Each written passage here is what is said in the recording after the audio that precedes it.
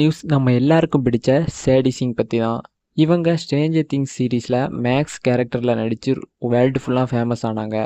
இப்போ இவங்க அஃபிஷியலாக மார்வல் சினிமேட்டிக் யூனிவர்ஸில் என்டர் ஆயிட்டாங்க. அடுத்த மாதம் ரிலீஸ் ஆக போகிற ஸ்பைடர்மேன் பிராண்ட் நியூ டேல இவங்க ஒரு முக்கியமான ரோலில் நடிச்சிருக்காங்க. அது மேக்ஸிமம் எக்ஸ்மேன் யூனிவர்ஸில் இருக்கிற பவர்ஃபுல் மியூட்டண்டான ஜீன் கிரேவாக இருக்கலாம்னு நிறைய பேர் சொல்லிட்டு இருக்காங்க. அது கிட்டத்தட்ட உறுதியான மாதிரி தான் தெரியுது. அது மட்டும் இல்லாமல் அவெஞ்சர்ஸ் சீக்ரெட் வார்ஸ்லையும் இவங்க இருக்காங்க. ஸோ சேடி சிங்கோட அடுத்தடுத்த லைனப் பெரிய பெரிய படங்களாக இருக்குது. ரெண்டாவது நியூஸ் சிண்டையா பற்றி தான். இவங்க இப்போ ஹாலிவுட்டே தன்னோட கையில் வச்சுருக்காங்கன்னு சொல்லலாம்.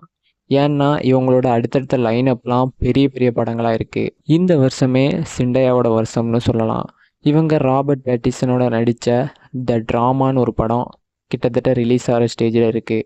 அதுக்கப்புறம் அடுத்த மாதம் ரிலீஸ் ஆகிற கிறிஸ்டோஃபர் நோலனோட பிரம்மாண்டமான படைப்பான ஒடிசிலையும் இவங்க இருக்காங்க.